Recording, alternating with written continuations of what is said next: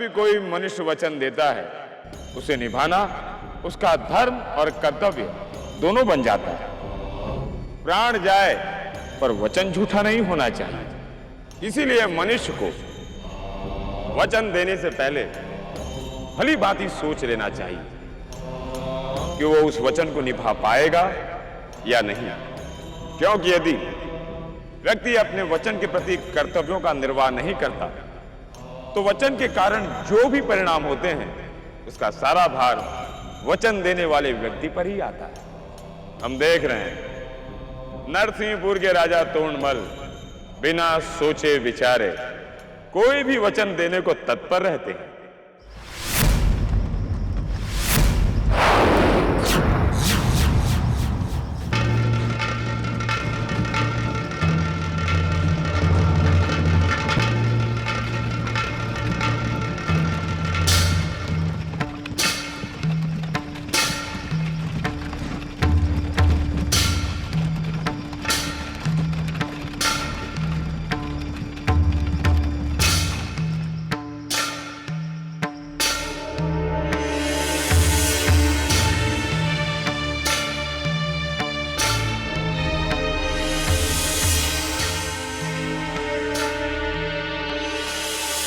सारथी, आज हम महल के पीछे वाले रास्ते से नहीं, सामने वाले मार्ग से जाएंगे। किंतु महाराज, आप तो जानते हैं कि आपका रथ कभी भी इस रास्ते से सुरक्षित पार नहीं हुआ है। जब भी आपने ऐसा किया है तो कुछ न कुछ अशुभ अवश्य घटित हुआ है। हाँ मंत्री, हम चारों दिशाओं में अपनी विजय पताका फहरा कर लौटे हैं। आज कोई भी अशुभ हमारा मार्ग नहीं रोक सकता। सारथी, बांबी वाले मार्ग से आगे बढ़ो।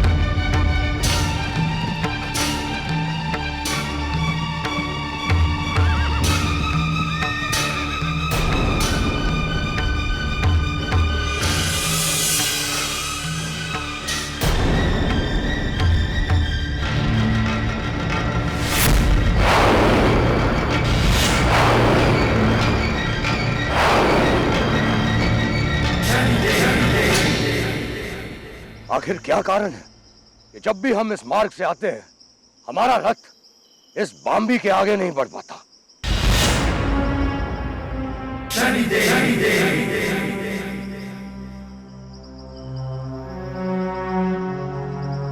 हे ब्राह्मण देव,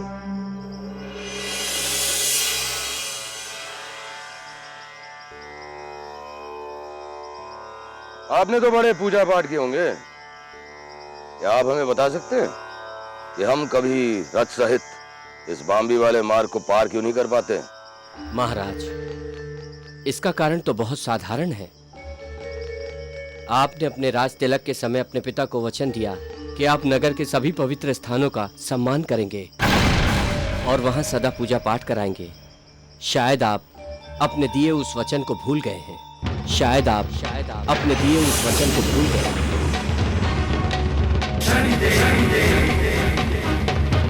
ये बांबी भी उन्हीं दिव्य स्थानों में से एक है।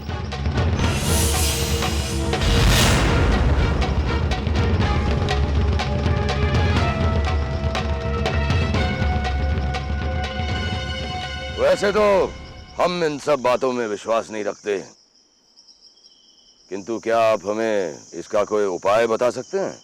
महाराज, आपको नगर में जितनी भी काली गायें हैं उनके दूध से इस बांबी का अभिषेक कर इसका पूरी श्रद्धा और विश्वास से पूजन करना होगा।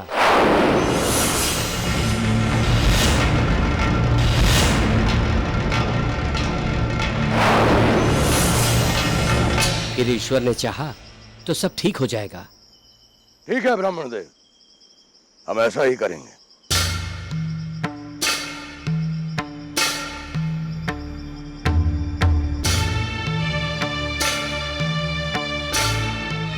राजमंत्री, हाँ महाराज। राज्य की सारी काली गायों का दूध इकट्ठा करवाया जाए।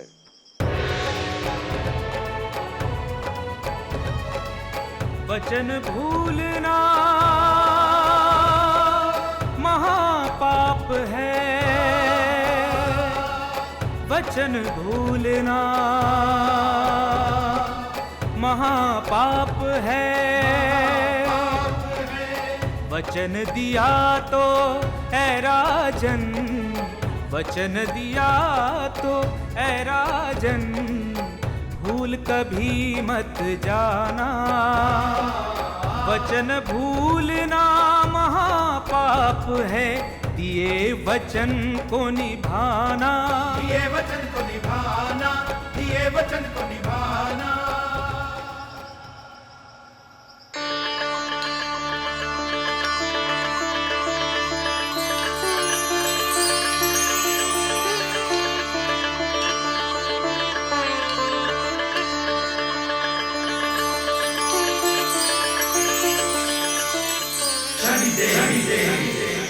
महाराज, वाराह भगवान के अपमान के कारण ही आपके साथ अशुभ घटता था, क्योंकि सदा आपने इनकी अवहेलना की और धीरे धीरे इस मूर्ति के ऊपर ये बांबी बनती गई। महाराज, आइए इनकी आराधना कीजिए।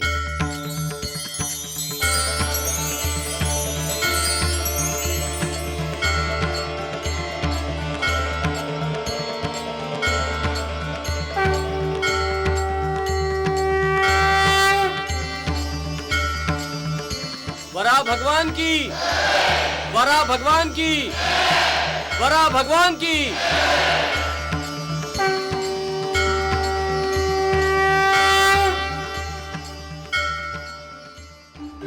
ब्राह्मण देव, हम आपको वचन देते हैं कि आप हमसे जो कुछ भी मांगेंगे हम आपको देंगे। बताइए क्या चाहिए आपको? महाराज, मुझे किसी वस्तु की आवश्यकता नहीं है। हमने आपको वचन दिया है, ऐसे शुभ अवसर को हाथ से जाने नहीं देते। कुछ तो आपको लेना ही पड़ेगा।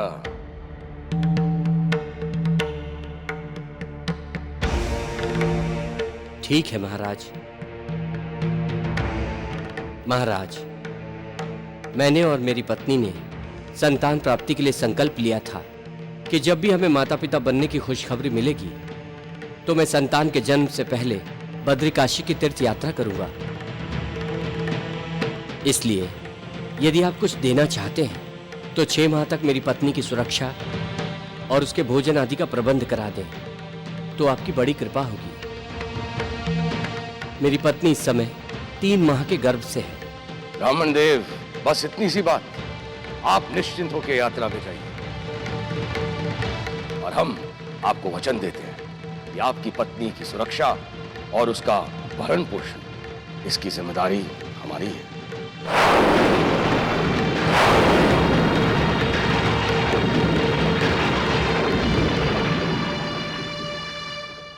राजा तोड़मल, तुमने अपने पिता को वचन देकर भी नहीं निभाया था, जिसके कारण तुम्हें भगवान वराह का कोप था। आज फिर तुमने बिना सोचे समझे ब्राह्मण देव को उसकी पत्नी के भरण पोषण का वचन दे दिया। याद रहे, यदि अब उन पर कोई भी दुख, आपत्ति या उनकी हानि हुई तो उसके उत्तरदायी केवल तुम होगे, केवल तुम। स्वामी, ये सूखा भोजन आपके लिए बांध दिया है। देवी, इस कठिन समय में आपको छोड़कर जाने का हमारा मन बिल्कुल नहीं कर रहा है। ऐसा मत कहिए स्वामी, आखिर ये संकल्प हमने हमारी संतान के लिए ही तो लिया था कि हमारी संतान के जन्म से पहले हम बद्रिकाशी की यात्रा करेंगे। इसलिए हमें ऐसा नहीं सोचना चाहिए। जाना तो हम भी चाहती थी, परंतु जा नहीं सकती। प्रणाम ब्राह्मण देव। महाराज ने पहले माह की यह खाद्य सामग्री भेजी है। यहाँ कोने में रख दीजिए। जी।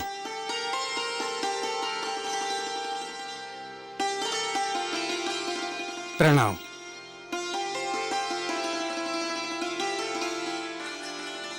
स्वामी, अब आप निश्चिंत होकर यात्रा पर जाइए। महाराज यहाँ की सारी व्यवस्था संभाल लेंगे।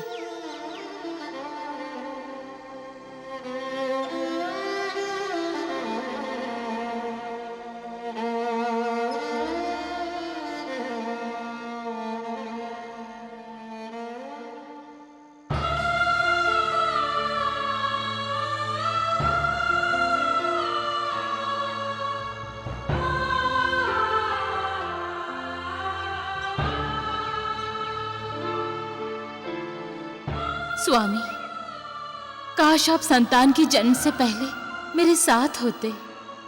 आप चिंता न करें देवी, मैं अपनी संतान के जन्म से पहले ही लौट आऊंगा।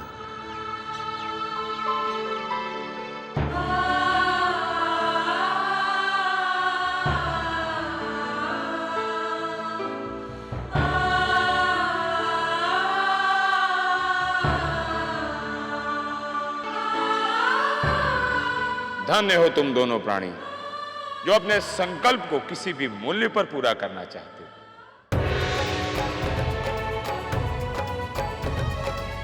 वचन भूलना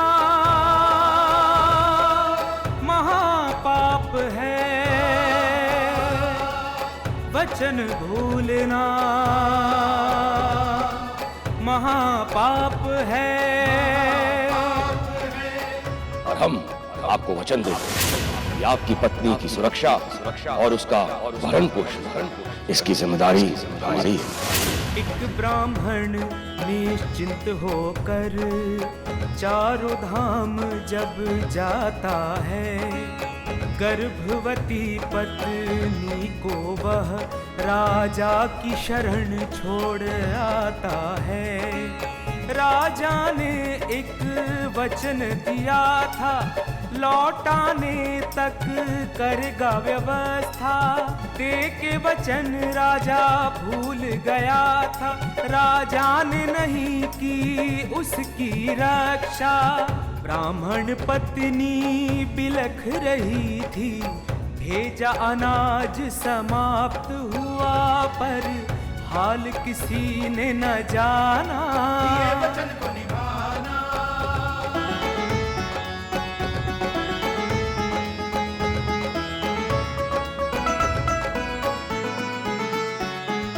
ब्राह्मण पत्नी विद्या की दशा बिगड़ती जाती थी। चलने फिरने से लाचार वो बहुत ही कष्ट उठाती थी। भूख प्यास से तड़प रही थी, पानी लेने जाती थी।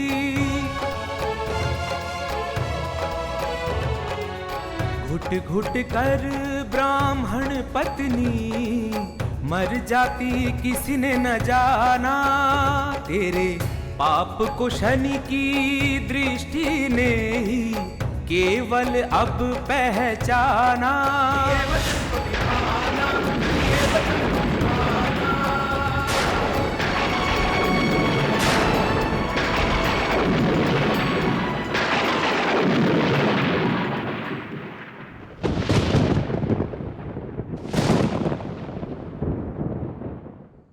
यात्रा में कुछ अधिक समय बीत गया। विद्या मुझसे बहुत क्रोधित होगी। कोई बात नहीं, हम उससे क्षमा मांग लेंगे। और हमारी संतान कितनी प्यारी होगी, अब तो बोलने भी लगी होगी।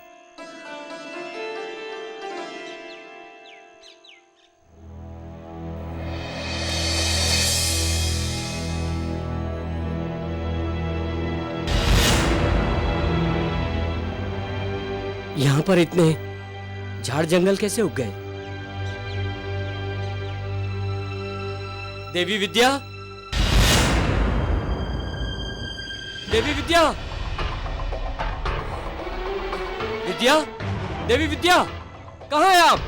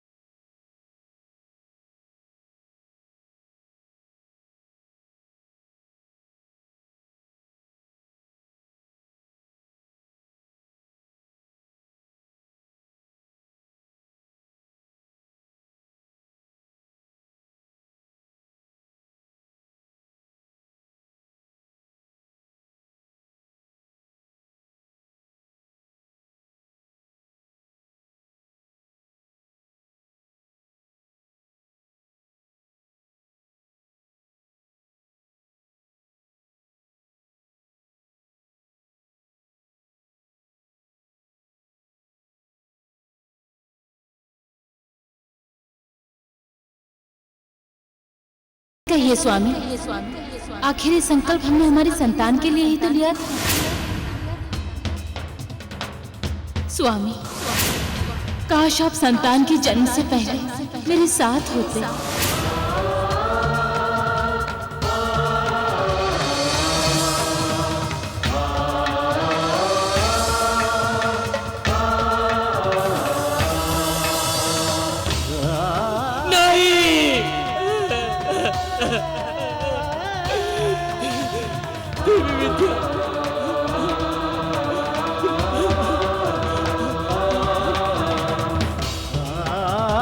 मुझे इस तरह छोड़कर नहीं जा सकती।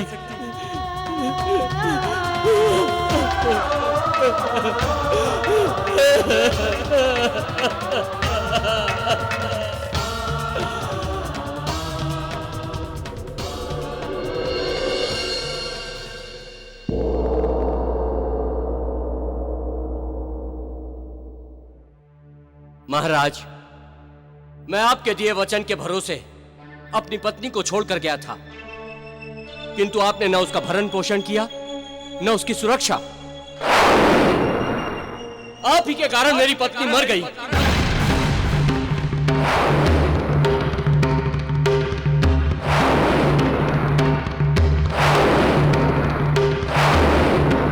मेरी संतान ने इस संसार में आने से पहले ही दम तोड़ दिया। ये देखिए राजन, मेरी पत्नी और संतान की मिट्टी।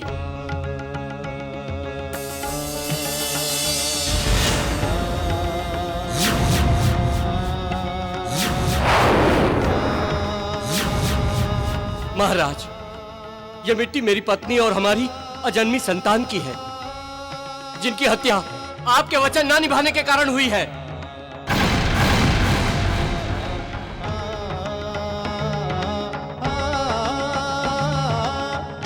तो इसमें हम क्या कर सकते हैं? हम राजा हैं और तुम्हारी पत्नी की सुरक्षा और उसका भरण पोषण, इसके अलावा हमारे पास और भी कार्य थे।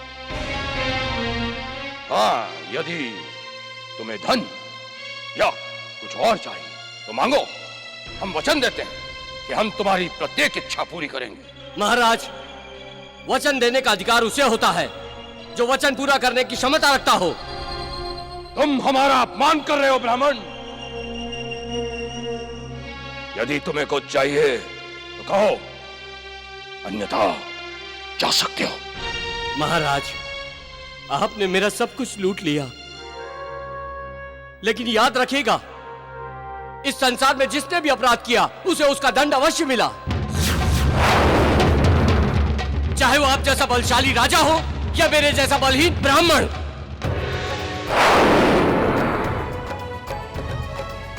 वचन भूलना महापाप है,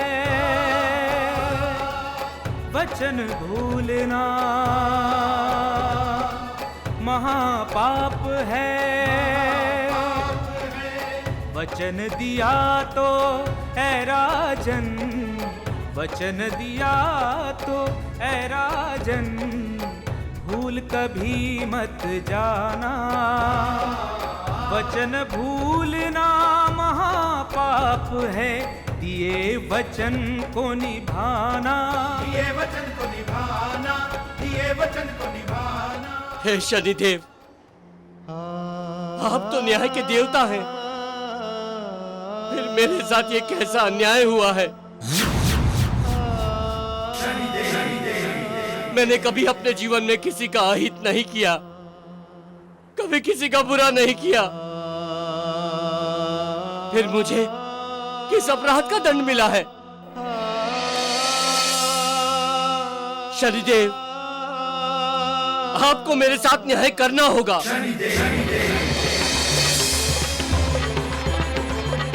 जब तक आप मेरे साथ न्याय नहीं करेंगे, मैं अपनी पत्नी के साथ इसी अवस्था में बैठा रहूंगा।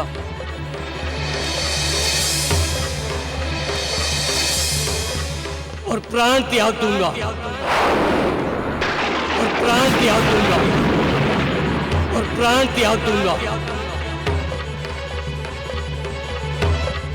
हम तुम्हारे साथ न्याय करेंगे, अवश्य करेंगे।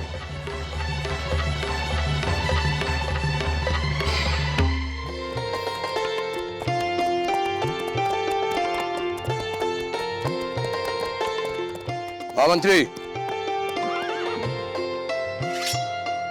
आज हम शिकार अकेले करेंगे। आप नदी किनारे हमारी प्रतीक्षा कीजिए।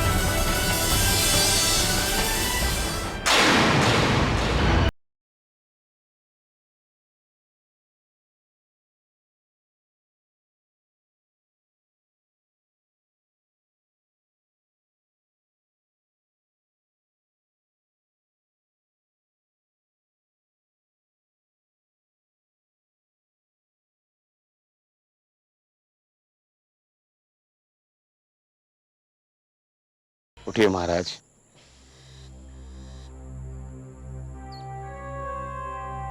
हे ब्राह्मण, आज तुमने हमारी जान बचाई है। मांगो, क्या चाहिए? हम वचन देते हैं, तुम्हारी हर इच्छा पूरी होगी।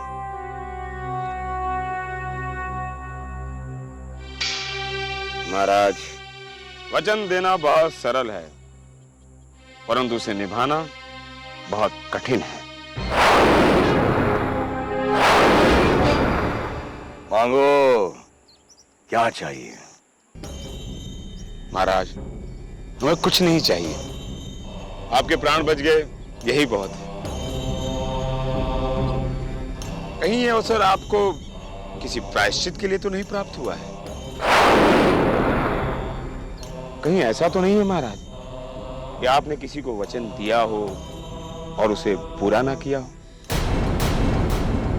और हम आपको वचन देते हैं कि आपकी पत्नी की सुरक्षा और उसका भरण पोषण, इसकी जिम्मेदारी हमारी है। आपके वचन के कारण किसी का जीवन नष्ट हो गया हो?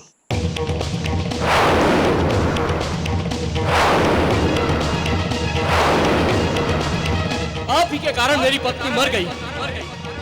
मेरी संतान ने इस संसार में आने से पहले ही दम तोड़ दिया। ये देखिए राजन।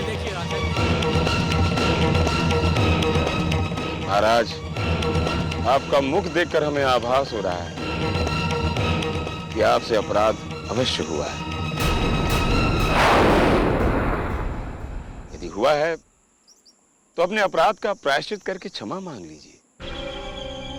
ब्राह्मण, हम राजा हैं, राजा, और राजा क्षमा देते हैं, मांगते नहीं।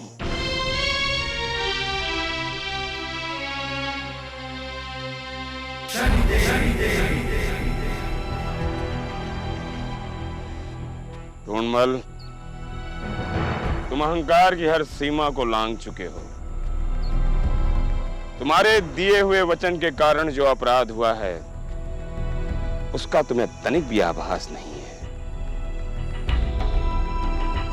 अब तुम्हें तुम्हारे अपराधों के दंड देने का समय आ चुका है।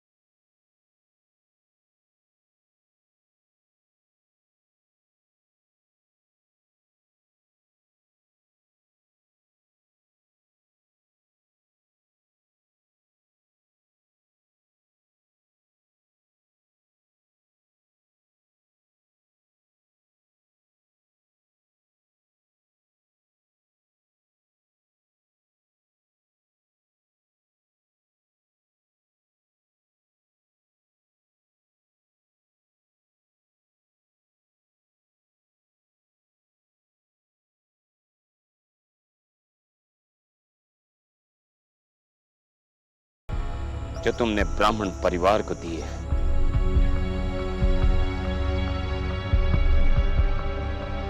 हे, कौन हो तुम? कहां घुसे जा रहे हो? निकलो यहां से, निकृष्ट पापी। मूर्ख सैनिक, तुम्हारा इतना साहस कि तुम हमें पापी कह रहे हो? मृत्यु दंड मिलेगा तुम्हें। हाँ, तू मुझे मृत्यु दंड देगा? अधर्मी, अभी तुझे बताता हूं।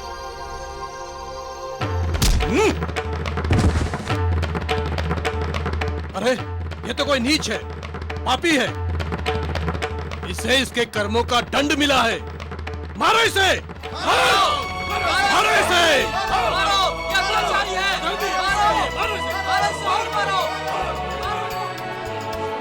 कल तक जो था सबका राजा, आज वो दर दर भटक रहा है। शनि भगवान के महादंड का देखो नतीजा भुगत रहा है। उसकी प्रजा ही पत्थर मारे, कोई न राजा को पहचाने।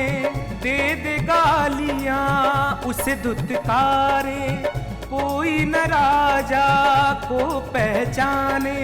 सुने आज वो सौ सौ ताने, कोई न राजा को पहचाने।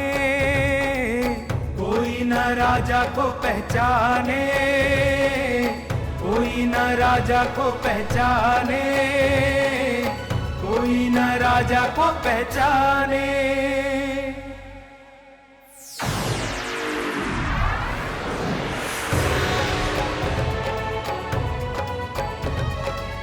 वचन भूलना महापाप है,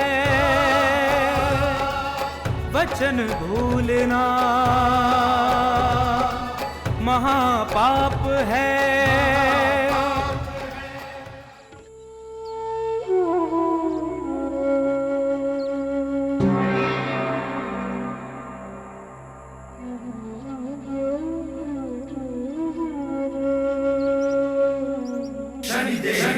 हे वरादेव,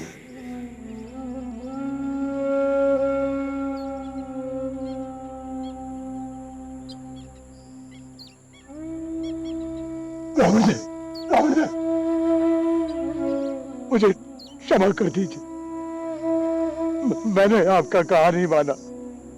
देखिए देखिए क्या हाल हो गया है मेरा। आपने तो मुझे पहचान लिया ना?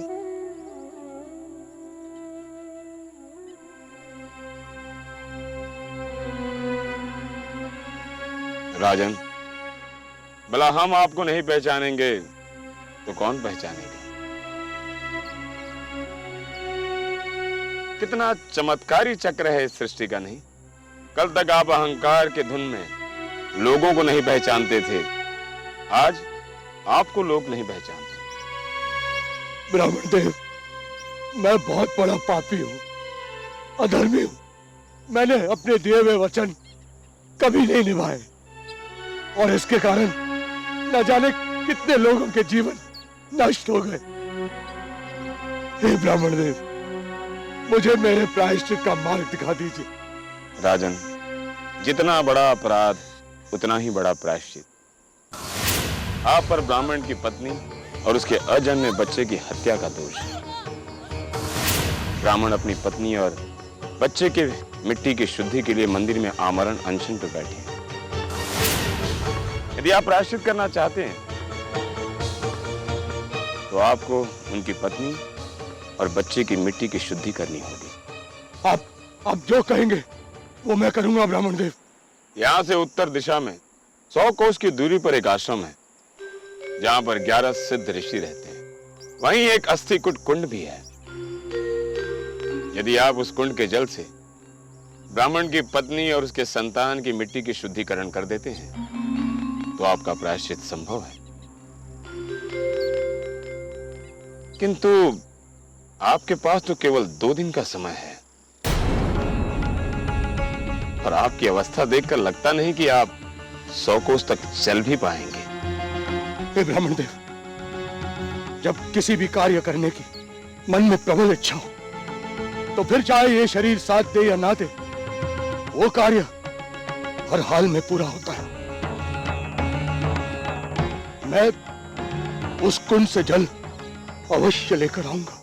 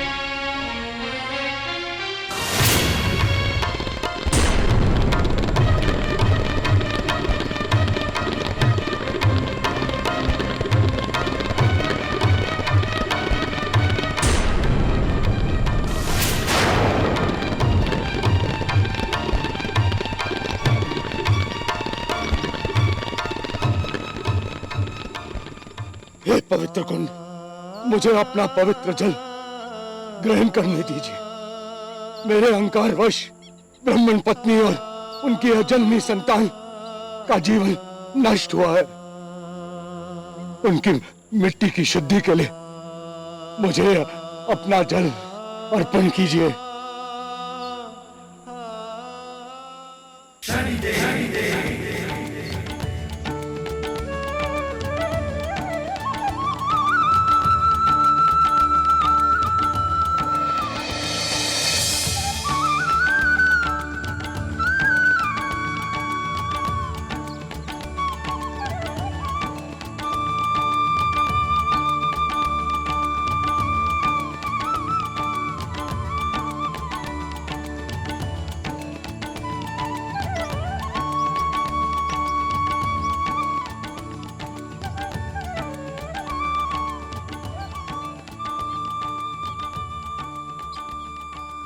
शाम होने से पहले किसी भी हाल में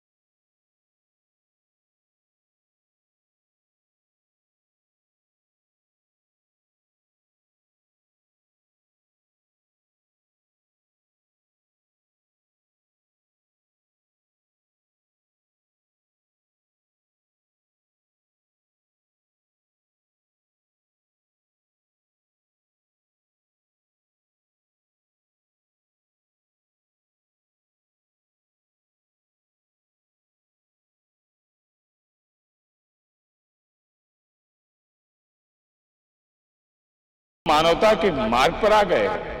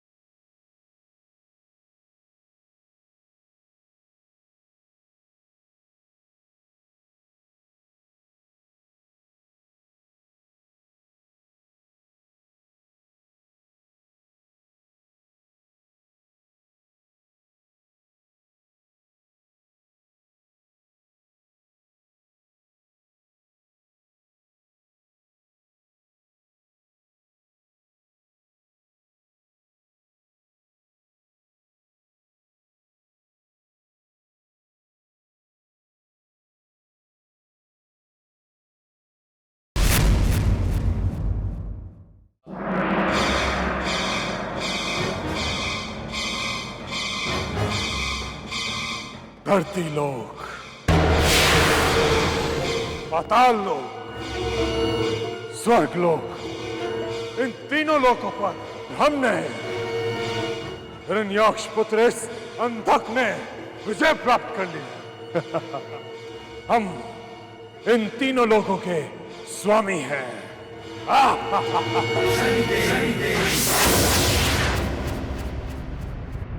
सेनापति महाराज, जब प्राणी सारी सृष्टि पर विजय प्राप्त कर ले तो उसे क्या करना चाहिए? असुरराज, तो उसे हर उस जीती हुई चीज को भोगना चाहिए। हाँ, भोग करना चाहिए। ठीक है, तो पाताल लोक के साथ हम धरती लोक और स्वर्ग लोक का भोग करेंगे।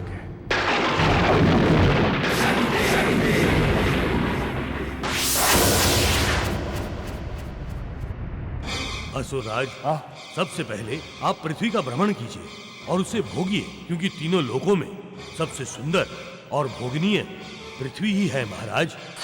ठीक है सेनापति, तो पहले हम पृथ्वी लोक जाएंगे और वहां जो भी भोग करने योग्य है उसका भोग करेंगे।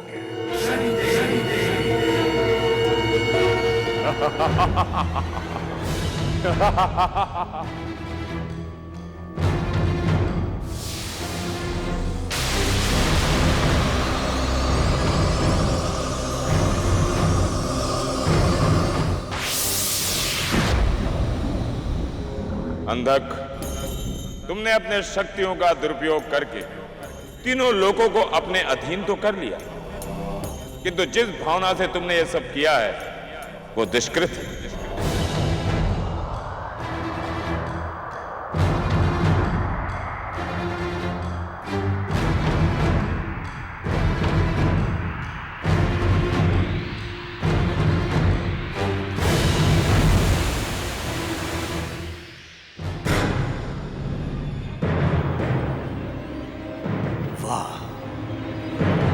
कितनी सुंदर स्त्री है।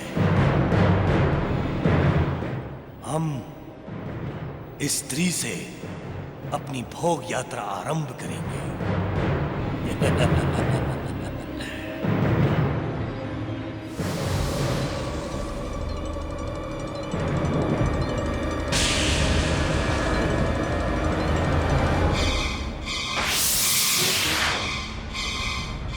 हे सुंदरी, तुम्हारी सुंदरता ने हमें मोहित कर दिया। हम तीनों लोकों के स्वामी हिरण्याक्ष पुत्र अंधक हैं और हम तुम्हारे स्वामी बनना चाहते हैं। तुम उसी असुर के पुत्र हो ना, जिसे त्रिलोकी ने वरा अवतार धारण करके उसे उसके पापों का दंड दिया था। सुंदरी, हमने अपने पराक्रम से तीनों लोगों को अपना अधीन कर लिया है। अब तुम भी हमारी अधीन हो।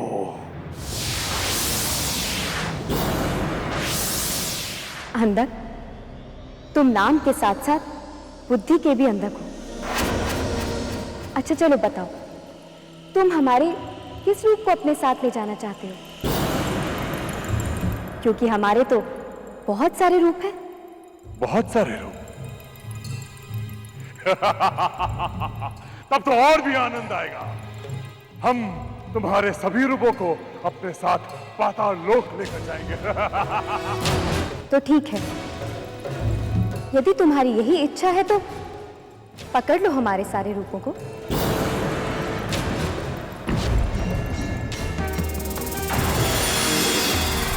अद्भुत दिव्य स्वरूप में दिखती जगदम्बा, अद्भुत दिव्य स्वरूप में दिखती जगदम्बा। धन्य हुए सब देवता, जय जय बोले जगदम्बा। धन्य हुए सब देवता, जय जय बोले जगदम्बा। जय जय बोले जगदम्बा, जय जय बोले जगदम्बा, जय जय बोले जगदम्बा, जय जय बोले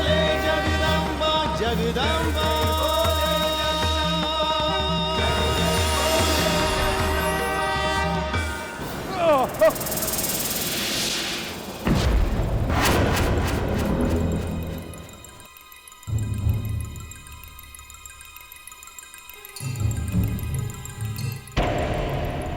तो तुम हमें पहचान गए होगे ना? क्या तुम अब भी हमें पाताल लोक ले जाना चाहते हो?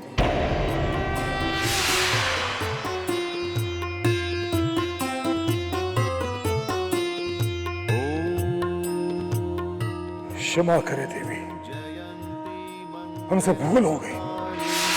भद्रकाली कपालिनी दुर्गा क्षमा शिवा धात्री स्वाहा स्वधा नमो। महादेव की पत्नी पार्वती, स्तुते स्वाहा स्वधा नमो। अंधक ने जो भी प्राप्त करना चाहा उसे प्राप्त कर लिया।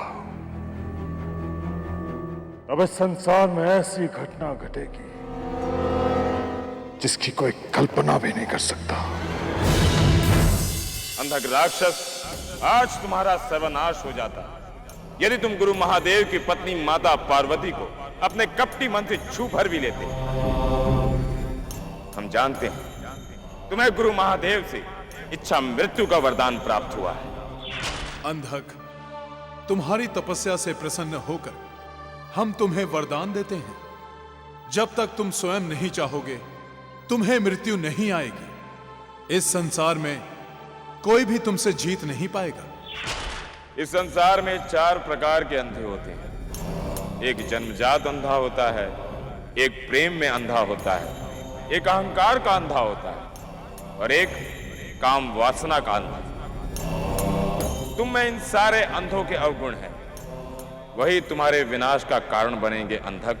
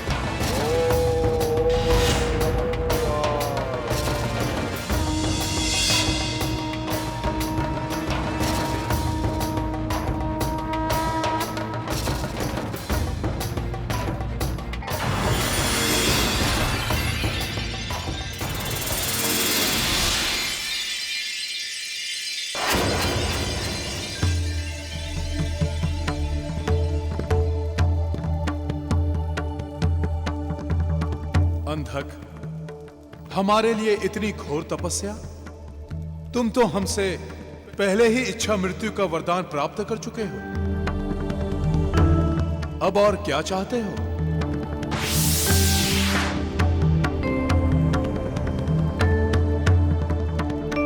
पहले आप हमें वचन दीजिए कि ना ही आप हम पर क्रोधित होंगे, ना ही हमारा अहित करेंगे। अंधक, हम चाहकर भी तुम्हारा अहित नहीं कर सकते। बताओ क्या चाहिए?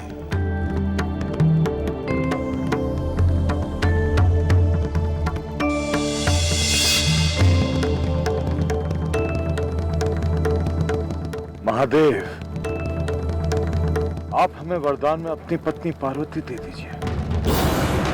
आप हमें वरदान में अपनी पत्नी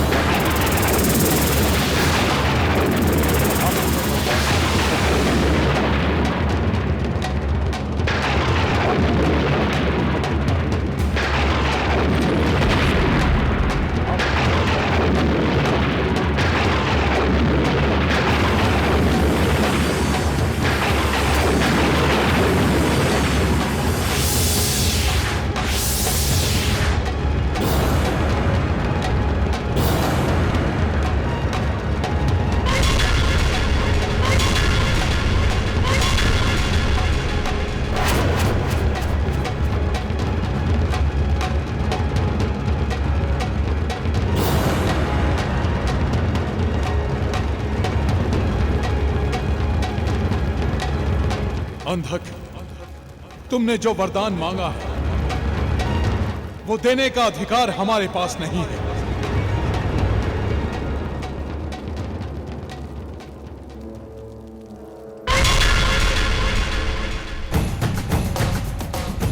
इसके लिए हमें देवी पार्वती की इच्छा जाननी होगी। इसके लिए हमें देवी पार्वती की इच्छा जाननी होगी। ठीक है महादेव, फिर आप जाइए और देवी पार्वती की इच्छा जानिए।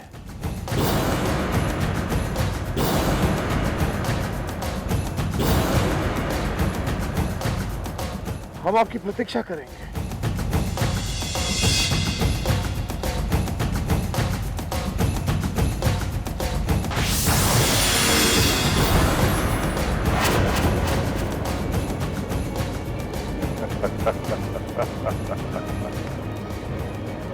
कैलाशपति महादेव की पत्नी पार्वती को अंधक के पास आना ही होगा। असुर अंधक के पास।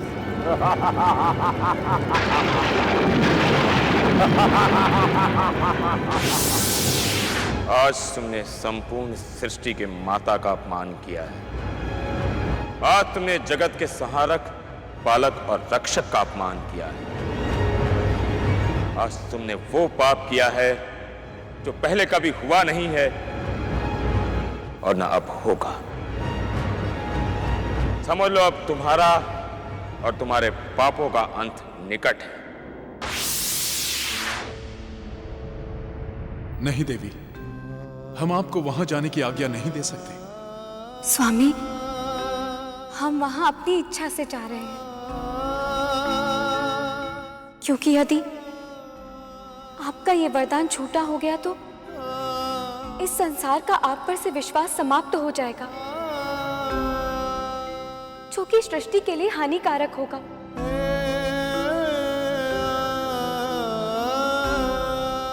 और हम ऐसा सोच भी कैसे सकते हैं कि इस सृष्टि चक्र को बाधित करने का दोष आपके ऊपर आए। किंतु देवी। स्वामी, आप हमारी चिंता ना करें।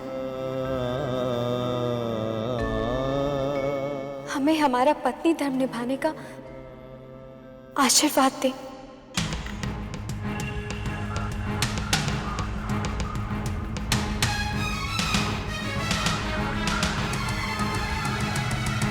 पतिव्रत धर्म निभाती हैं, असुर के संग में जाती हैं।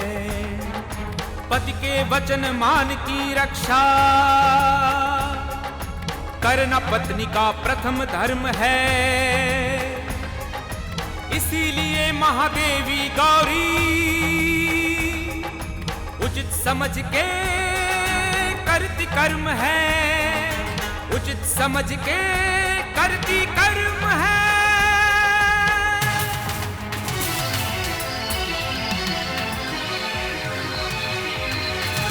इस सृष्टि में क्या अनर्थ हो रहा है? गुरु माता उस असुर के पास जा रही और गुरुदेव उन्हें जाने दे रहे हैं। ये तो अधर्म है। पत्नी ने अपना पत्नी धर्म निभाया और भगवान ने अपने भक्त के प्रति अपना धर्म निभाया।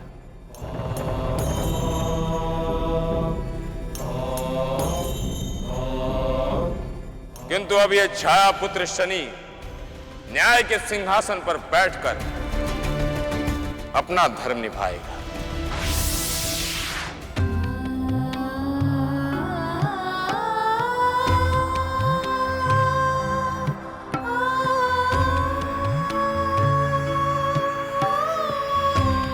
रुक जाइए माते।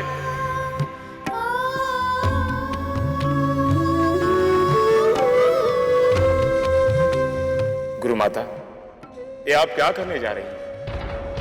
यदि आप पाताल लोक चली गई तो सृष्टि पर संकट आ जाएगा। गुरुदेव का दिया हुआ वचन निभाने के लिए आप बाध्य नहीं हैं। इसलिए आपसे विनती है माते कि आप वापस लौट जाएं। आपके ऐसा करने से गुरुदेव पर भी आक्षेप नहीं होगा। तो फिर हमारे पत्नी धर्म पर आक्षेप आ जाएगा और हम ये सहन कैसे कर सकते हैं?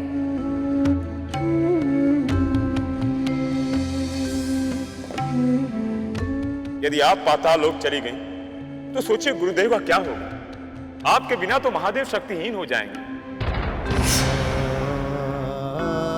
क्योंकि जब एक पति अपनी पत्नी की रक्षा नहीं कर पाता तो इस संसार में उससे असहाय और उससे निर्बल कोई प्राणी नहीं होता। क्या आप चाहती हैं कि संसार महादेव को उस रूप में जाने जो अपनी पत्नी की रक्षा नहीं कर पाए? क्या आप चाहते हैं कि महादेव इस घटना के लिए अपने आप को दोषी समझे?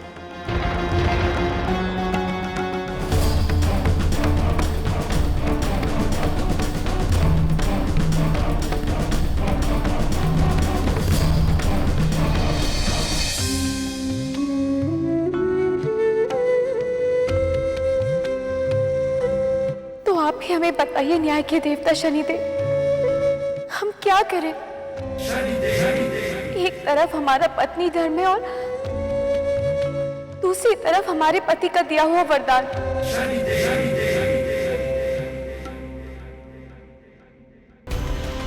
माते, अपने पुत्र को 8 पहर का समय दीजिए। उसके बाद जैसा आप चाहेंगी वैसा ही होगा। तब तक आप शनिलोक में विश्राम कीजिए।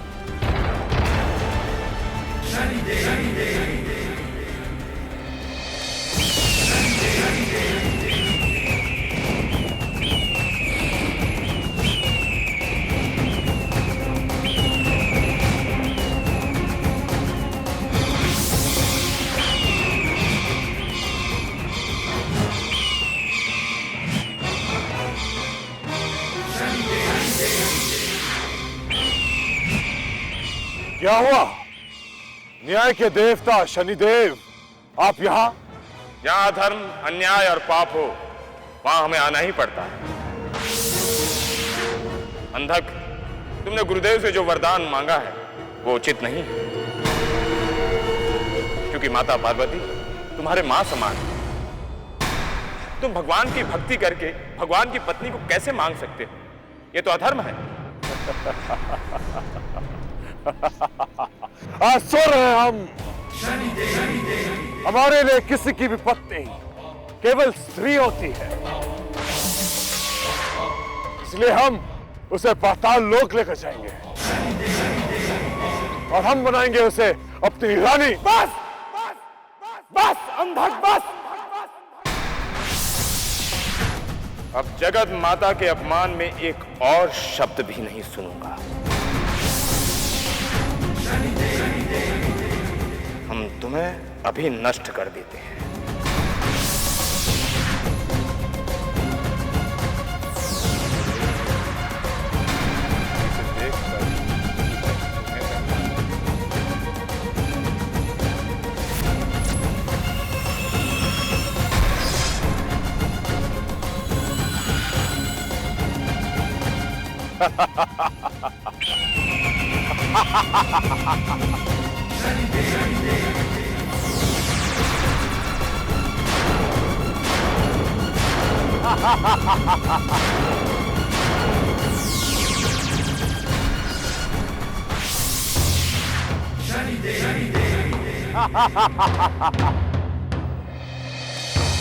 शनिदेव, आप हमें नहीं मार सकते क्योंकि हमने महादेव से इच्छा मृत्यु का वरदान प्राप्त किया है।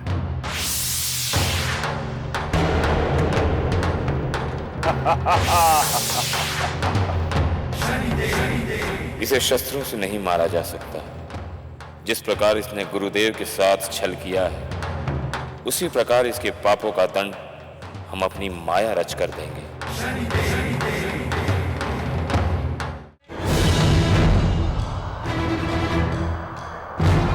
असुरराज अंधक, गुरुदेव शुक्राचार्य,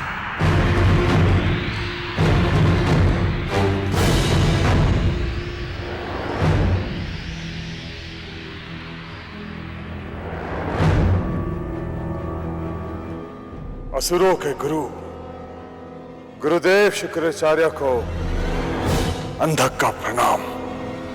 गुरुदेव, आप हमें यहां मिले बहुत अच्छा हुआ। हमने महादेव से वरदान में पार्वती को प्राप्त कर लिया है। ये हम जानते हैं अंधक, इसीलिए तो तुमसे मिलने आ रहे थे। परंतु तुम जा कहां रहे हो अंधक? हम पार्वती को लेने कैलाश जा रहे हैं। नहीं,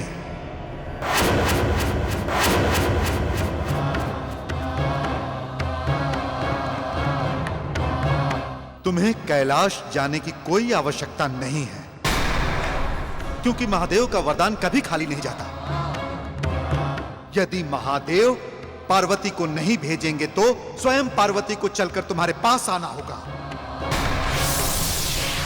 इन बातों की चिंता अब तुम मुझ पर छोड़ दो। तुम पाताल लोक जाओ और तैयारियां शुरू कर दो। मैं भी पहुंचता हूं। ठीक है गुरुदेव, जैसे आपकी आज्ञा।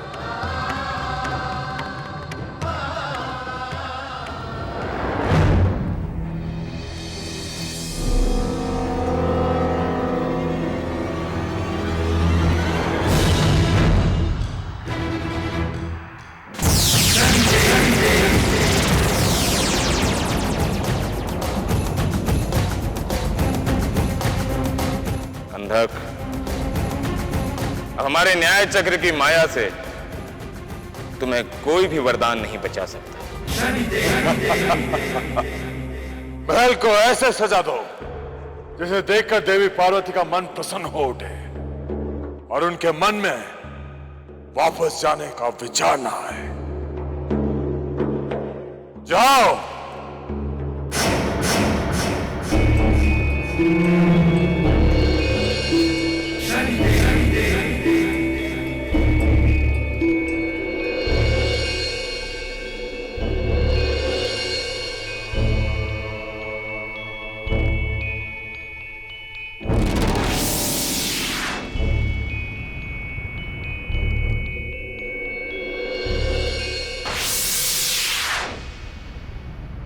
आइए गुरुदेव, आइए, बताइए आपको हमारी तैयारियां कैसी लगी?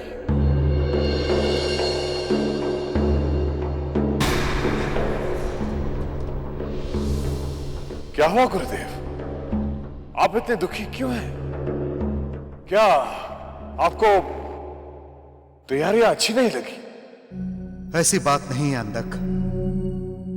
यह सब देखकर तुम्हारे पिताश्री असुर राज हिरण्याक्ष का स्मरण हो आया है।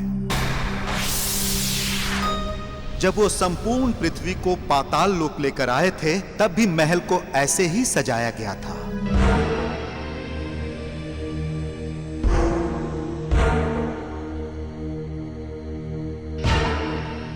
यदि आज पिताश्री जीवित होते तो ये सब देखकर बहुत प्रसन्न होते। हाँ असुरराज, हम भी यही सोच रहे थे। आपके पिता होते तो ये सब देखकर कितने प्रसन्न होते।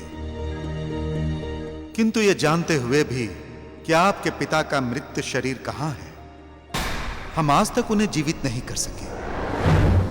आप क्या कह रहे गुरुदेव? यदि आपको पता था कि उनका शरीर कहां है, तो फिर आपने उन्हें अब तक जीवित क्यों नहीं किया? आपके पास तो संजीवनी विद्या है। हाँ, हमारे पास संजीवनी विद्या तो है, लेकिन तुम्हारे पिताश्री को जीवित करने में बहुत सारी बाधाएं थी। कैसी बाधाएं थी? आज हम इतने शक्तिशाली हो गए हैं कि हमारा सामना कोई नहीं कर सकता। आज आप हमारे पिता को जीवित कर सकते हैं। यदि आप हमारी सहायता करें तो इस असंभव कार्य को भी हम संभव कर सकते हैं।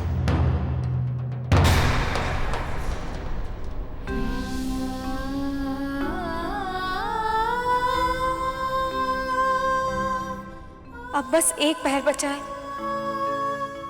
यदि हमारे पति का दिया हुआ वरदान पूरा नहीं हुआ तो हमारा पत्नी धर्म झूठा हो जाएगा। गुरुदेव, अब हम देवी पार्वती का स्वागत पिताश्री के समक्ष ही करेंगे।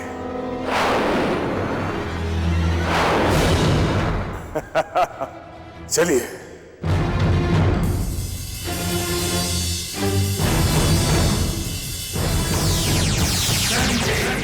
अंधक, अब तुम हमारे मायाजाल में पूरी तरह से फंस चुके हो।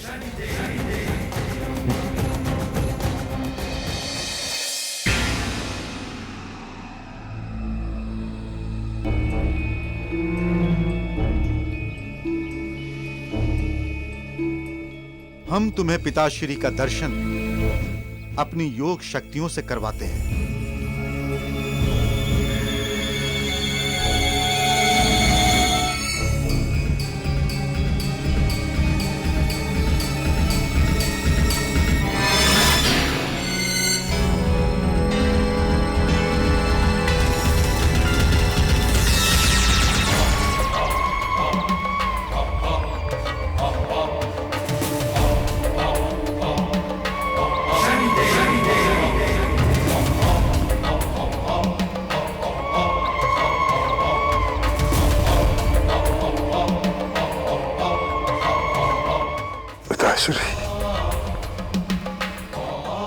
गुरुदेव, आप हमारे पिताश्री को शीघ्र ही जीवित कर दीजिए। अब हमसे तनिक भी प्रतीक्षा नहीं होती। ये हमारे हाथ में नहीं है असुरराज, क्योंकि जिस अवस्था में तुम्हारे पिता का शव है, उस अवस्था से बाहर निकलने के बाद ही हम अपनी संजीवनी विद्या से उन्हें जीवित कर सकते हैं। शरीर सहित कोई इस दलदल में गया तो वहां से निकलकर कोई वापस नहीं आ सकता। गुरुदेव, ये सब जो आप हमसे कह रहे हैं, ये सब सत्य है ना?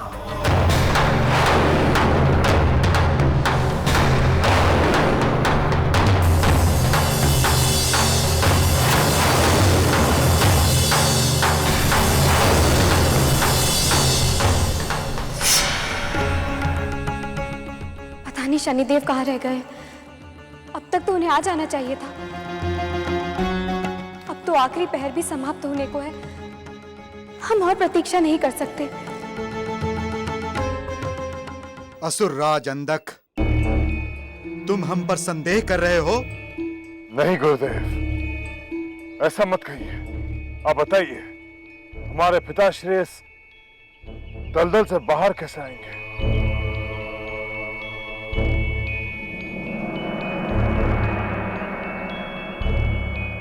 इसके लिए हमें किसी की प्राणों की आवश्यकता होगी।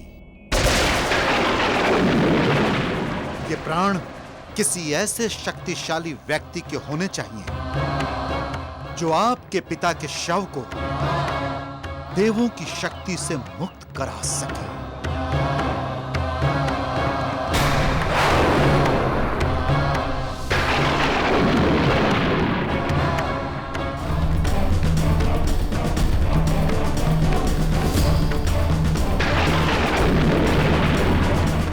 यदि कोई अपने प्राण त्याग देगा तो उसकी मृत्यु तो निश्चित है गुरुदेव।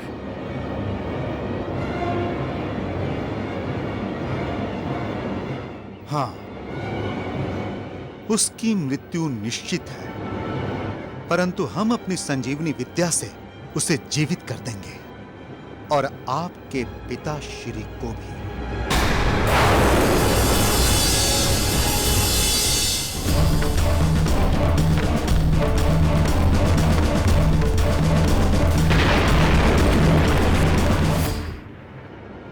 तो ठीक है गुरुदेव, आप हमारे प्राण ले लीजिए।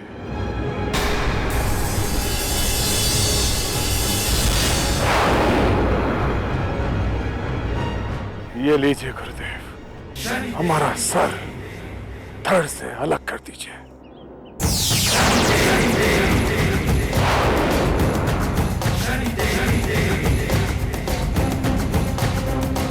नहीं, हमें आपके प्राण नहीं चाहिए, क्योंकि यह हत्या होगी।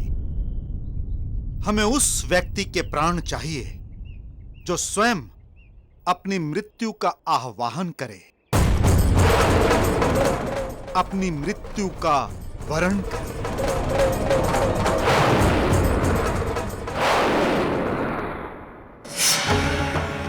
अब तो आखिरी पहर भी समाप्त हो गया। अब हमें पाताल लोक चलना चाहिए।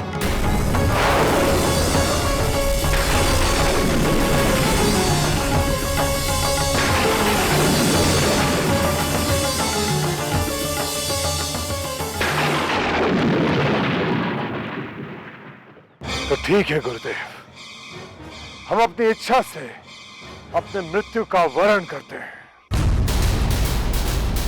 हम अपनी इच्छा से अपने मृत्यु का वरण करते हैं। दे दीजिए हमें मृत्यु, दे दीजिए हमें मृत्यु, दे दीजिए हमें मृत्यु, दे दीजिए हमें मृत्यु।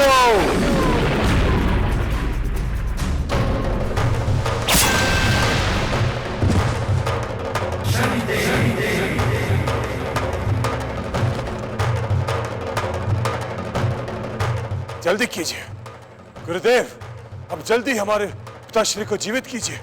अब बहुत देर हो चुकी है अंधक। ना तुम जीवित हो सकते हो, ना तुम्हारे पिताश्री।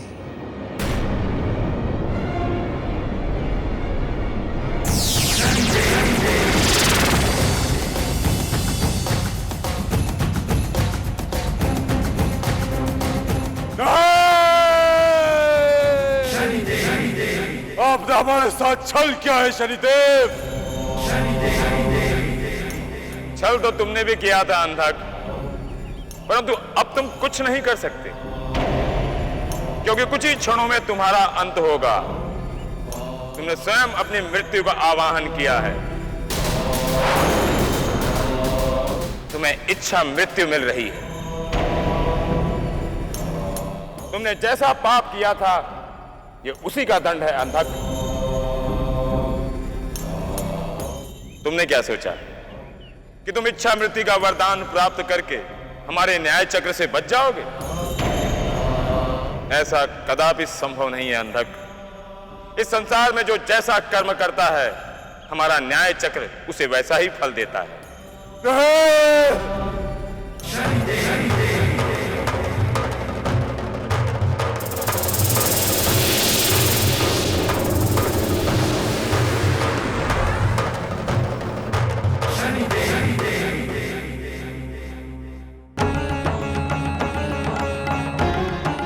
ये क्या?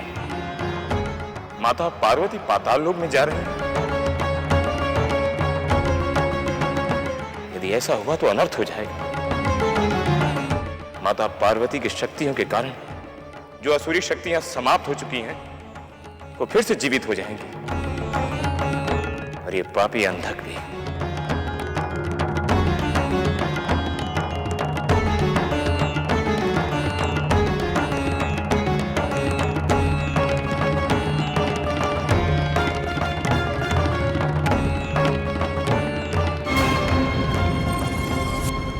रुक जाइए माता पार्वती।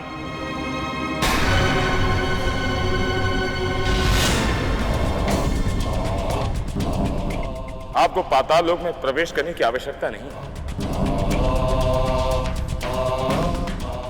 परंतु आपके 8 पैर समाप्त हो चुके हैं शनिदेव। हाँ माते, किंतु जिस पापी ने छल किया था, उसका अंत हो चुका है। वो देखिए।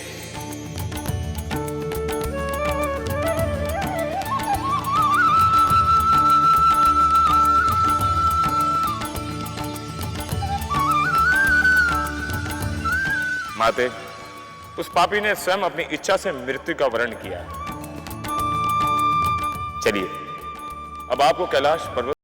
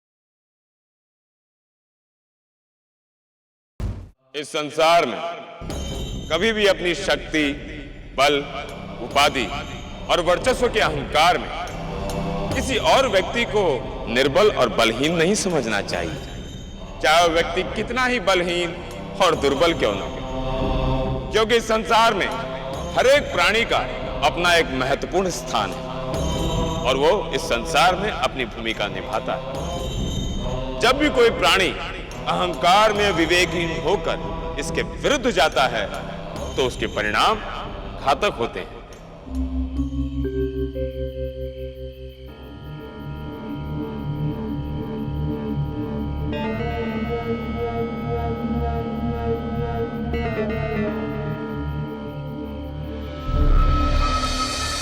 अरे बंधु, रात हो गई है, कहीं ऐसा ना हो नरभक्षी दानव हमें मार डाले। चलो यहां से बाहर निकलते हैं।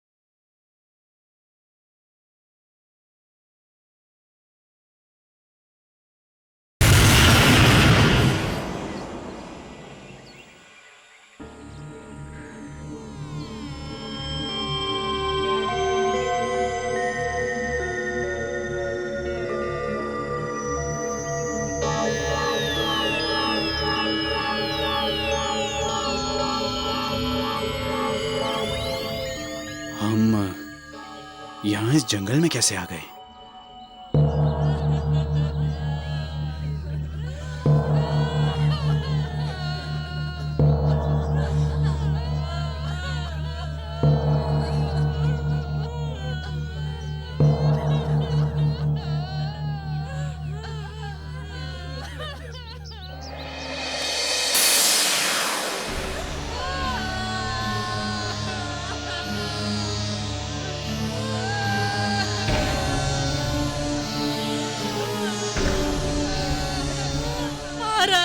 उस नरभक्षी दानव ने मेरे पति को मार दिया।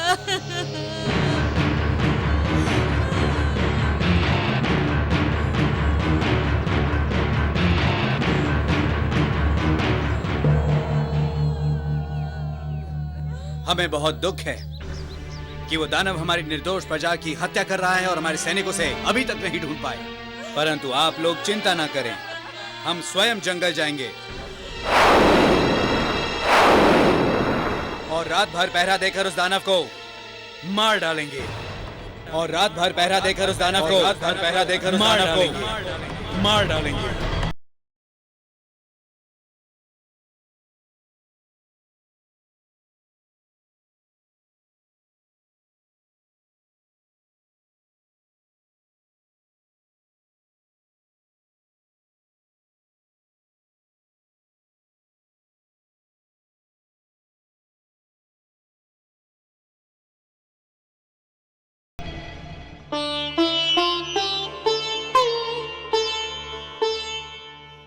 हे न्याय के देवता,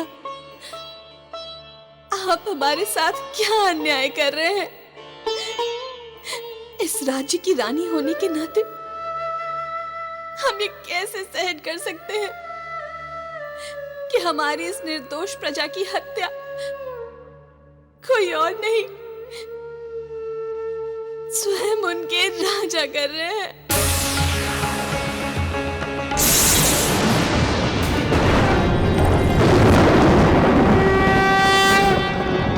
इस राज्य की रानी होने के नाते हम ये कैसे सहन कर सकते हैं कि हमारी इस निर्दोष प्रजा की हत्या कोई और नहीं, स्वयं उनके राजा कर रहे हैं।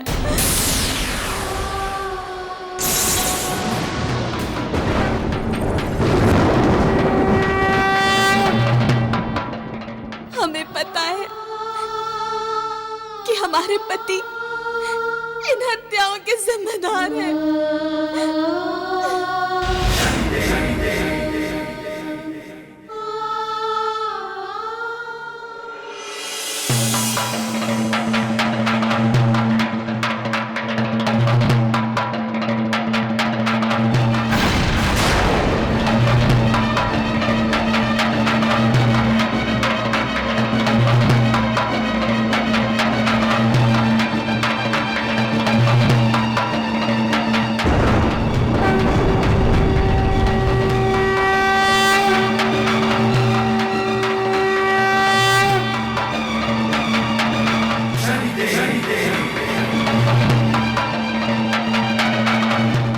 शनिदेव, अब हम अपने पति के इस अन्याय को और सहन नहीं करेंगे।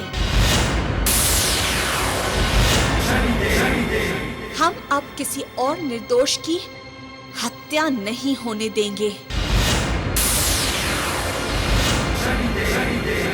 आज या तो हम स्वयं मरेंगे या हमारे हाथों हमारा सुहाग मिट जाएगा। आज या तो हम स्वयं मरेंगे या हमारे हाथों हमारा सुहाग मिट जाएगा। समाप्त कर देंगे अब उस नरभक्षी दानव को। धन्य हो तुम रानी स्नेहलता।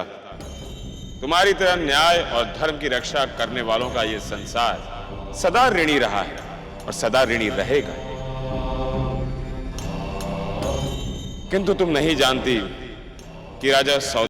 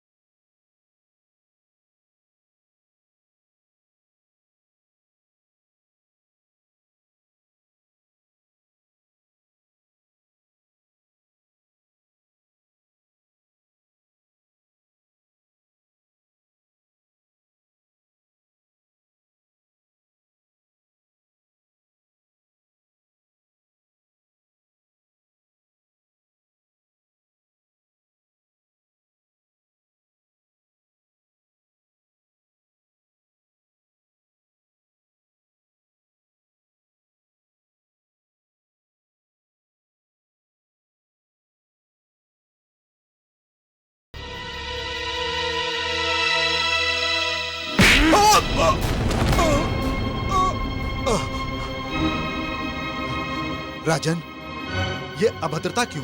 यह है तुम्हारा असली रूप।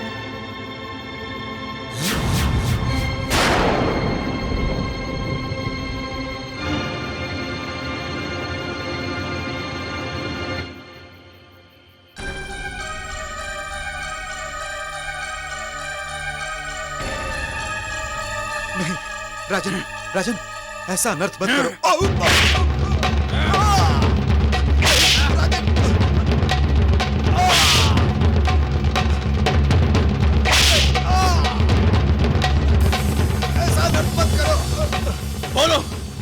क्या तुम्हें अभी अपना अपराध स्वीकार नहीं है? राजन, आपने हम निरपराध पर बहुत बड़ा अन्याय किया है। एक राजा का धर्म होता है कि वो सत्य को जाने बिना किसी को भी दंडित ना करे, किंतु आपने दानव जैसा कर्म किया है।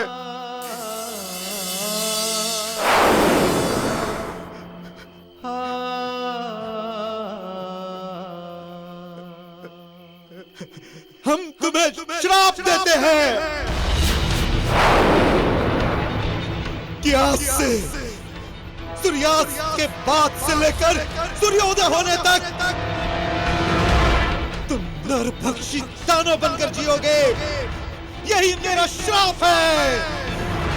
तुम नरभक्षी दानव बनकर जियोगे। यही मेरा श्राप है।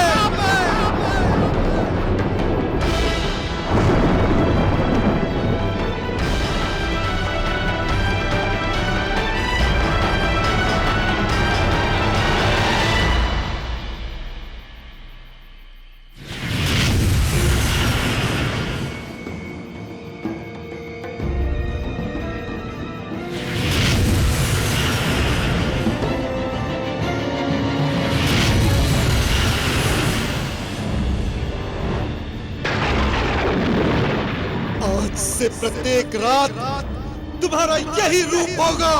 तुम इसी रूप में जियोगे। इसी रूप में तुम्हें तुम्हारा असली रूप याद नहीं रहेगा।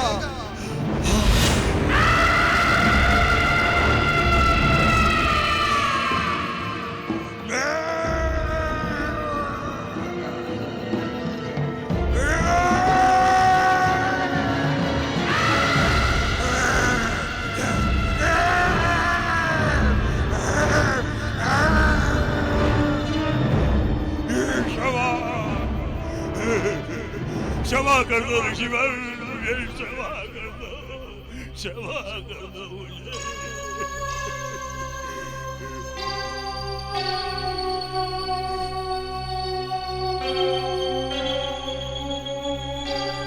हमारा दिया हुआ श्राप तो वापस नहीं हो सकता। इसका दंड तो तुम्हें भुगतना ही होगा,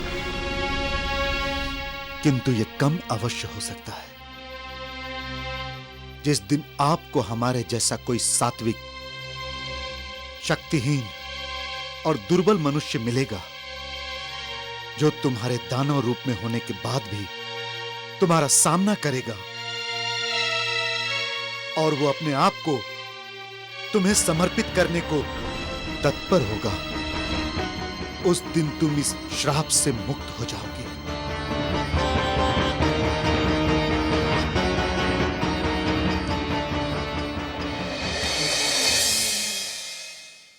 यह सत्य है कि क्रोध से बड़ा शत्रु मनुष्य का है ही नहीं। इसीलिए राजा सौदाश क्रोधवश की गई अपनी भूल का दंड आज तक भोग रहे हैं।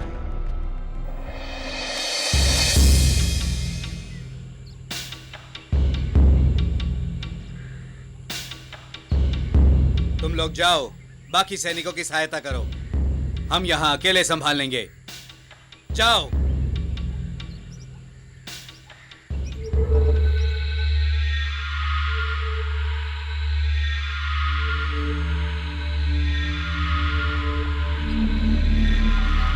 ये कौन देवी है?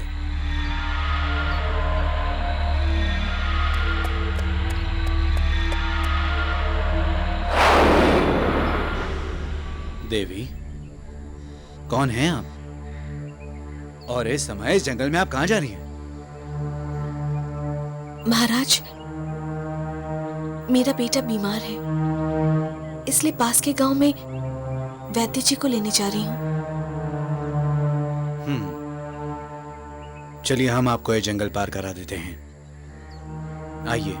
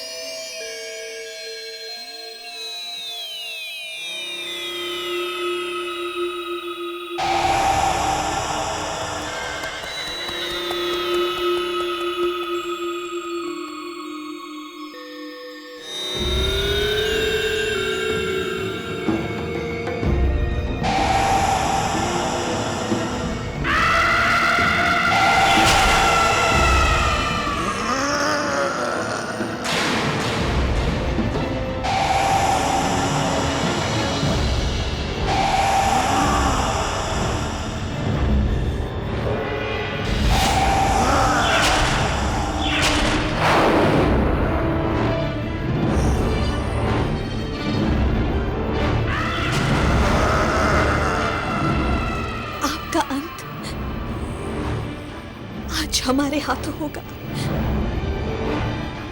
आज के बाद हम आपको किसी और निर्दोष के प्राण लेने नहीं देंगे।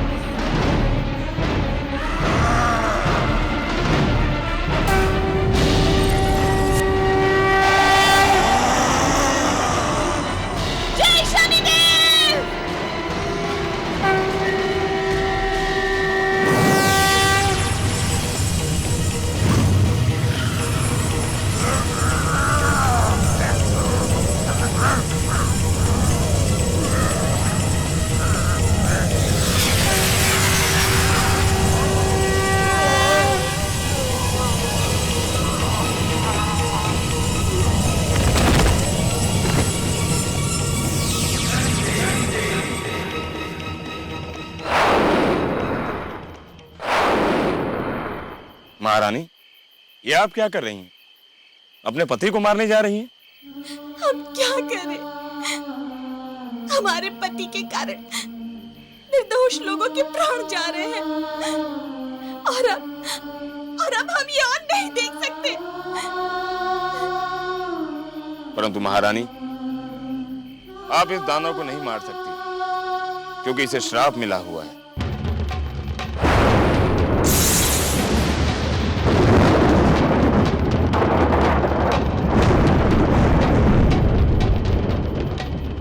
महारानी, इस सृष्टि की सभी घटनाएं पूर्व निर्धारित समय के अनुसार ही घटती हैं। इसीलिए अपने पति के श्राप मुक्ति की प्रतीक्षा कीजिए और भविष्य में घटने वाली घटनाओं को घटने में सहयोग कीजिए। इसी में राजन के श्राप मुक्ति का रहस्य छिपा हुआ है।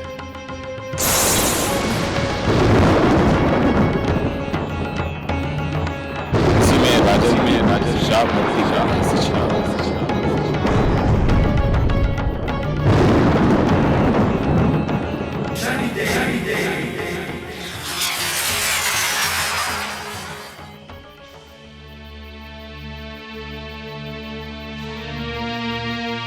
वो ऋषिवर कहाँ गए? और वो हमारे बारे में सब कुछ कैसे जानते हैं? वो राजा की श्राप के बारे में क्या जानते थे?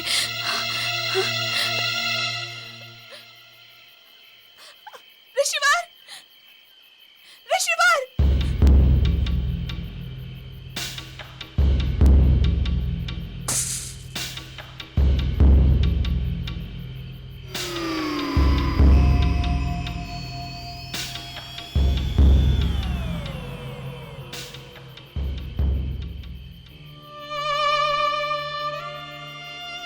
हमें आपको इस रूप में देखकर बहुत दुख हो रहा है। हमें विश्वास है कि श्राप से जुड़ी घटनाएं जल्दी समाप्त हो जाएंगी और आप शीघ्र ही मुक्त हो जाएंगे। राजन, तुम्हारा श्राप जहां से जुड़ा है, तुम्हारी मुक्ति भी वहीं से जुड़ी हुई है। जिस गौतम ऋषि के शिष्य के हाथों तुम्हें श्राप मिला था, उसी गौतम ऋषि के शिष्य उत्तंग से तुम्हारा उद्धार भी होगा। गुरु माता, बताइए, मैं आपको क्या दक्षिणा दूं?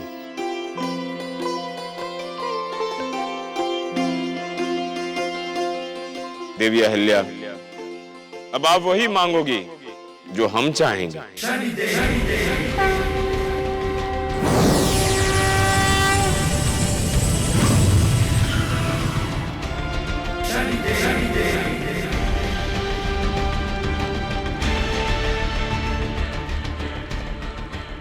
पुत्र उत्तंग, तुम हमें राजा सौदास की रानी स्नेहलता के कान में जो कुंडल है, उन्हें लाकर हमें दे दो।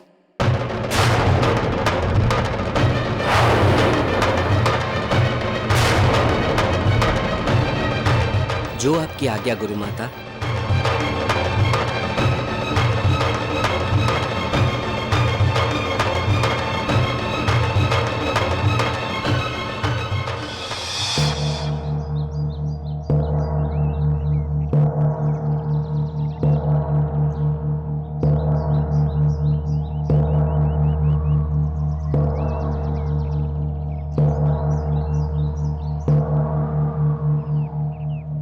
सुनो,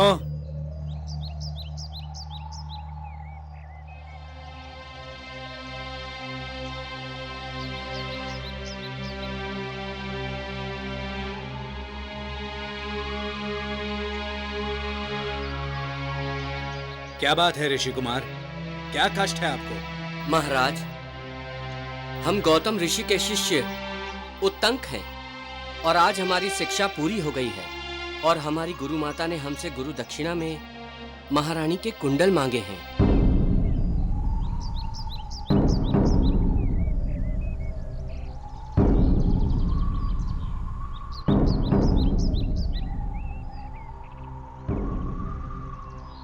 महारानी, इस सृष्टि की सभी घटनाएं पूर्व निर्धारित समय के अनुसार ही घटती हैं। इसीलिए अपने पति के श्राप मुक्ति की प्रतीक्षा कीजिए और भविष्य में घटने वाली घटनाओं को घटने में सहयोग कीजिए। इसी में राजन की श्राप मुक्ति का रहस्य छिपा हुआ है। इसी में राजन की श्राप मुक्ति का रहस्य छिपा हुआ है।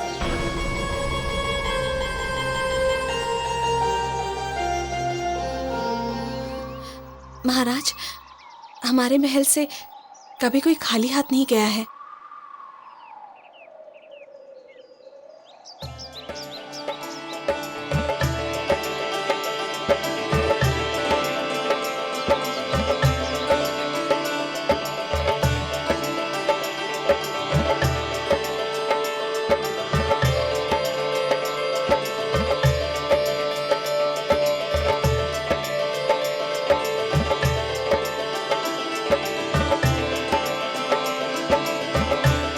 धन्यवाद।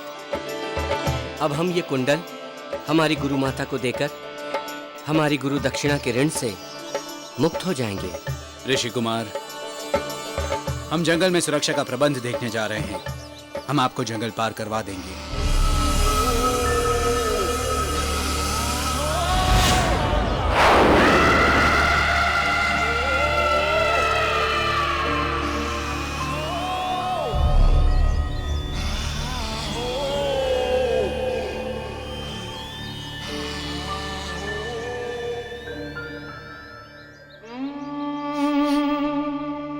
हे शनिदेव, इस गौतम शिष्य की रक्षा करना।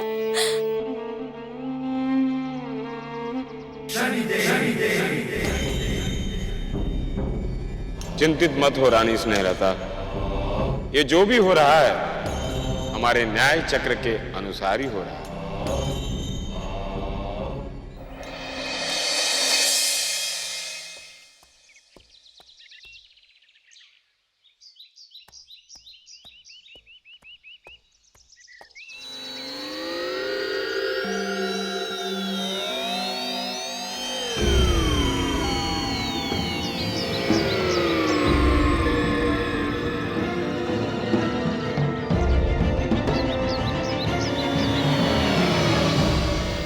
मुनि कुमार, अब आप यहां से जाइए। दानव का खतरा यहीं तक था। धन्यवाद महाराज।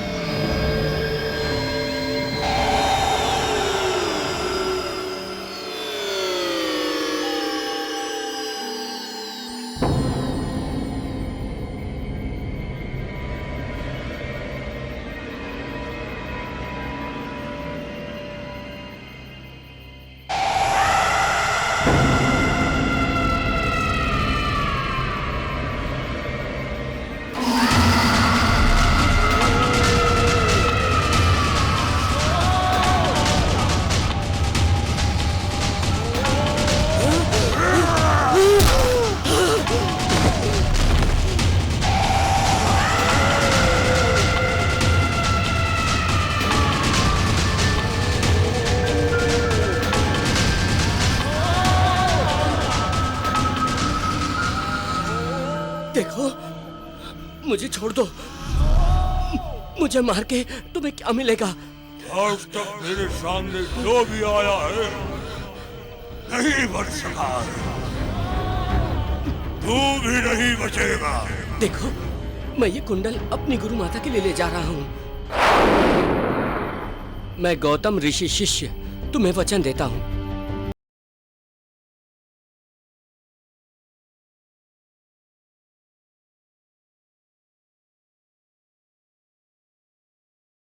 तुम्हें अभी मारूंगा।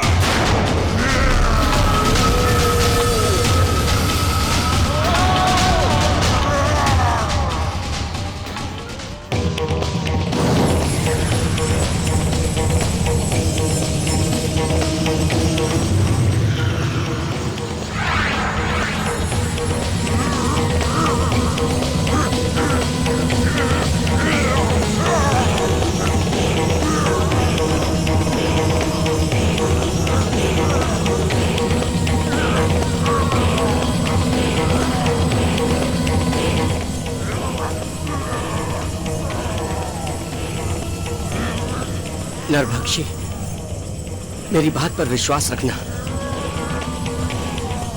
मैं अवश्य आऊंगा, मैं आऊंगा नरभक्षी, मैं अवश्य आऊंगा।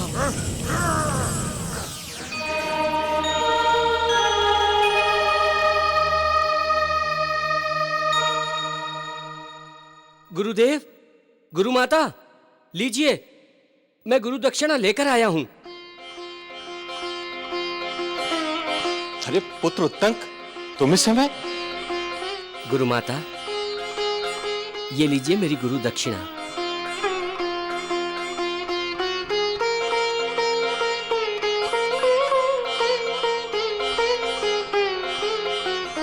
इसे देने तो तुम प्रातःकाल भी आ सकते थे पुत्र।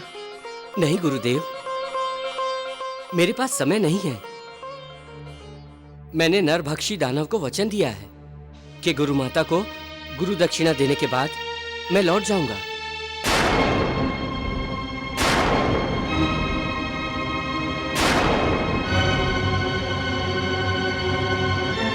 गुरुदेव, मुझे आज्ञा दें। ये तुम क्या करने जा रहे हो वत्स? जानबूझकर स्वयं अपने प्राण संकट में डाल रहे हो। गुरुदेव, मैंने उस दानव को वचन दिया है, और फिर आप ही ने शिक्षा दी थी ना कि चाहे प्राण क्यों न चले जाएं, किंतु वचन भंग नहीं होना चाहिए। गुरुदेव, आज्ञा दें।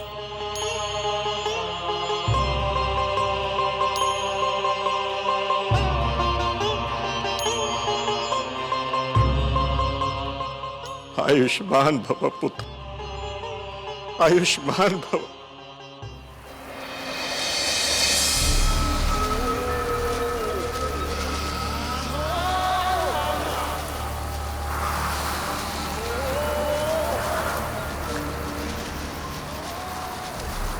उत्तम, तुम धन्य हो। आज जो तुमने निर्भीकता और वचन निभाने की भावना दिखाई है, यही तुम्हारी श्रेष्ठता है।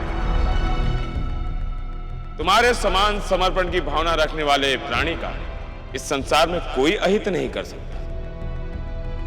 आज तुम अपने और नरभक्षी राजा के उद्धार के लिए बढ़ रहे हो।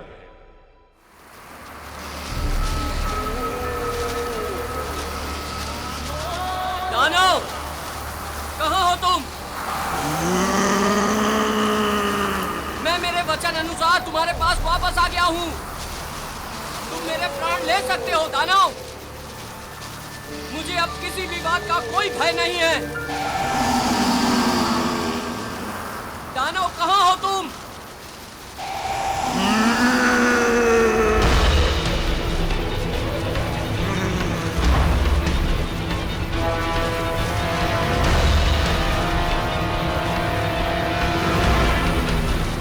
दानव, मैं मेरे वचन अनुसार वापस तुम्हारे सामने आ गया हूं। अब तुम मेरे प्राण ले सकते हो। मुझे किसी भी बात का कोई भी भय नहीं है दानव।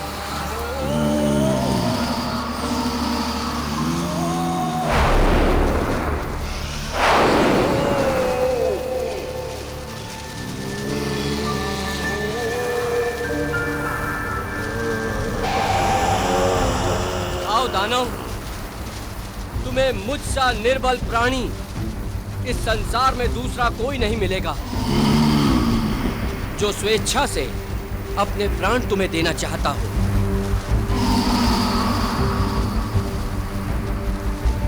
ओम नमो नमोस्तुते नमः। ओम देवाय नमः। ओम नमोस्तुते नमः।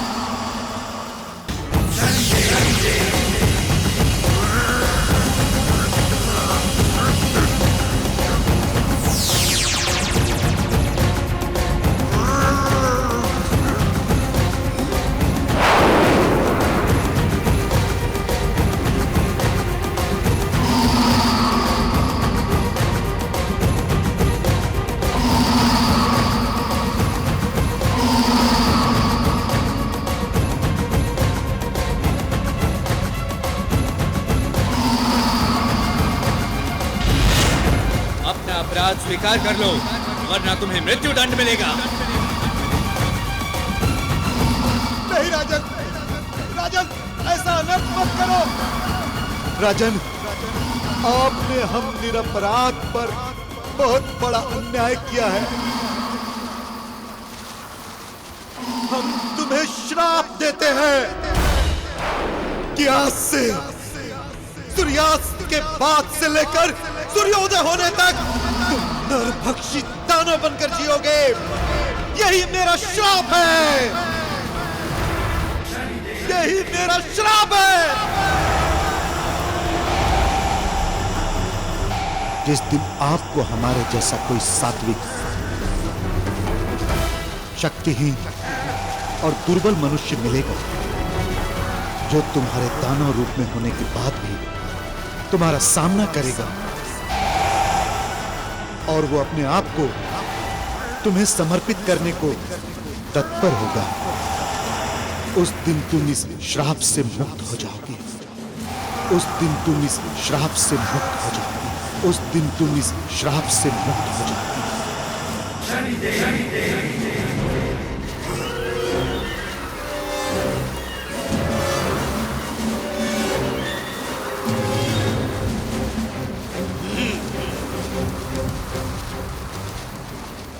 मुझे क्षमा कर दीजिए ऋषिवर, मुझे क्षमा कर दीजिए, मुझे शाप से मुक्त कर दीजिए ऋषिवर।